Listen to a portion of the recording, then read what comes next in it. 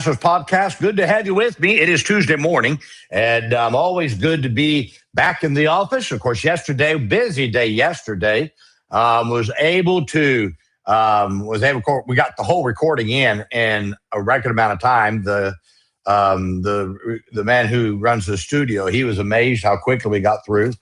Now, of course, we're still mixing it. It's going to be good. You're going to enjoy it, church, and I would encourage you be ready to. We'll get it out here in the next few weeks. I promise you that. And of course, anybody around the country can order it. It's going to be a great CD. And you're going to or MP3, however you want it. We'll get them out in different forms for whoever and however you want it. So certainly looking forward to that. And I'm excited about what God's going to do today. Of course, last night we had soul winning. Man, it was cold last night. I took one of my college students, Kyle Lowry, out with me, and he and I were out. And I told him, I said, this is the last.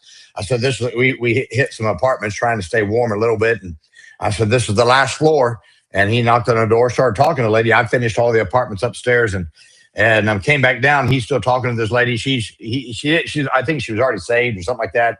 Then her daughter came to the door, an adult daughter, and I began to talk to her, led her to Christ. And they're both supposed to be coming to church. I think Mama tomorrow night, on Wednesday night, and the daughter is planning on coming on Sunday. So I'm excited about all of that. And we just keep going and don't know what this weekend holds with the weather-wise, but we're going to keep going, have church no matter what. And I hope that you look forward to wherever you are. Let's stay busy for the Lord, and let's not give up in our service to God. Genesis chapter 39, verse 4, and Joseph found grace in his sight, and he served him and made him overseer in his house and all that he had put into his hand. Now, Joseph was an amazing man for many reasons. One of those reasons was his ability to rise to the top no matter where he was. Now, let's face it. He was not given the easy way to the top. Now, though he was the favored child, his journey to the top of every place of employment started at the bottom. And without the help of mom and dad to get him the favor to get to the top. His ability to rise to the top of each place of employment should cause everybody to kind of study what did he do that precipitated that ability to rise to the top of his place of employment. Whether he was a slave, whether he was in prison, whether he was in the country as a leader, what caused Joseph to rise to the top? Now, if we study it, I think that we can find what could help us or you to rise to the top in your place of employment. So let's look at this. First, he worked hard. Now, this action alone will help you to rise to the top in most any place.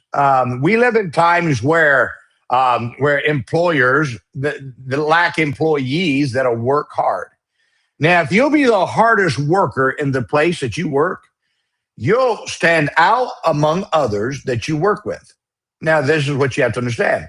If you give an honest 8-hour day of work and not rob your employer of time by standing around, playing with your phone, talking to all the fellow employees, and work the 8 hours that you're paid to work, your life is going to rise to the top because of your work effort. You see, working hard is a choice, and it is also the Christian thing to do. So you are a poor Christian if you rob your employer's time by standing around and playing with your phone or talking to somebody. You give your best effort, my friend. He's paying you for 8 hours a day. Work 8 hours a day. I was reading an article a while back. I think it was in the USA Today paper. I'm talking a couple of years ago, how they talked about most people rob their employers of 2 hours a day. Literally, they're spending 2 hours a day either standing around, playing on the phone, running to the bathroom during the work time. And so most employers plan for 6 hours of work, which is sad.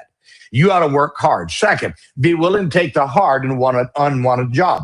Joseph did not refuse the hard jobs. He took them and worked them. Now, when others don't want to take a job, be the first one to raise your hand and say, I'll do it. I'll do it.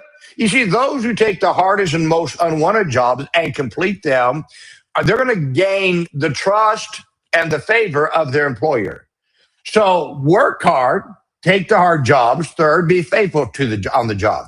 Joseph was faithful in every job that he performed, even when nobody was watching. Now, simply showing up every day to your job whether you feel like it or not, is going to cause you to rise above most people. Sadly, most places of employment have people who just, I don't feel good, so they're going to stay home. Now, they feel good enough to go to the store after they stay home and good enough to do other things, but they're really not sick. I just don't want to go to work today, so I'm going to call my boss and I don't feel good. Now, be faithful to working is right and the decent thing to do. Faithfulness to show up on the job. It's a character trait that shows your faithfulness to serve God. And if you're faithful to be in your place of employment, you'll be faithful to walk with God and serve Him. So understanding being faithful to show up on the job. Now, so far, all three of these things: work hard, take the hard job, just be faithful, show up. Those three things alone are going to cause you that will separate you into a small percentage of those who you work with. Fourth, don't cheat your boss. Now, Joseph could have cheated his boss by being immoral with his wife, but he chose to do the right thing instead. Now, don't cheat your boss by taking from the place of employment things that do not belong to you. That's called stealing. Just because you think it is something you can use does not mean you can use it. Always ask is the best policy before taking anything from your place of employment. I remember years ago, I used to work at a paper factory, and every once in a while, I needed just a few. We produced or we'd reseat the tissue paper, and every once in a while, I would need just a few. And I'd always ask. Now, I could have taken 3 or 4 sheets, and nobody would have thought a thing. But I always asked my boss before I did that. I said, "Listen, I need about 3 pieces of these are big old sheets of tissue paper that we could cut." I say, "I need about 3 sheets of these tissue paper. Do you mind if I take some home?" And they'd always say, "Yes, that's fine. Thanks for asking." Now, what am I doing? I'm not cheating my boss. For me to take it without the permission, that's stealing. It don't matter if they'd approved it or not. That's called stealing. Always ask. Fifth, be productive on the job. Joseph was prosperous in everything that he did. Now, if you want to make your boss, now your job is to make your boss money. That's your job.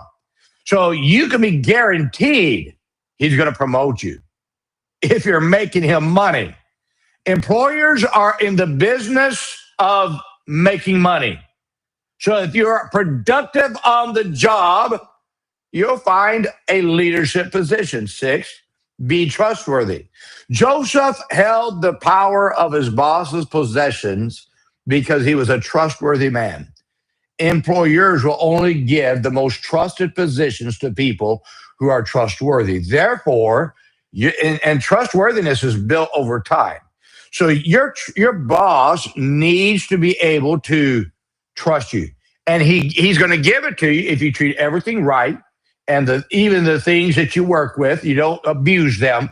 Trustworthiness is achieved by honesty and being honest all the time. And if you do this, you can find yourself being a trustworthy employee. Now, do you want to get a better position on the job? Take these 6 things that I just gave you and apply them to your work habits and life. And what you're going to find, your boss is going to say, "I can trust this person. I have a position open.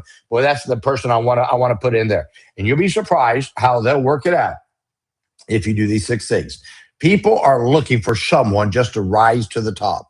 If we have to go by seniority, that means that we're doing that simply because somebody, there's no one that really fits all of these areas. But this is what I found. A boss will create a position for you. Give it a title. That way, when it comes to that time that thing is open, they can just slide you right on over, because you achieve some seniority in a position that they created for you. And so if you do these six things, you watch. Give yourself a year or 2, and this is what you're going to find. You're going to start gaining wages, start gaining places of employment. It's going to help you to be a great testimony for Christ on the job as a Christian. A Christian ought to be the hardest worker, and these are the ways that you can do that. Well, I hope this is a help to you today. Now, let's remember today, be good to everyone. Everyone's having a tough time. Have a great day.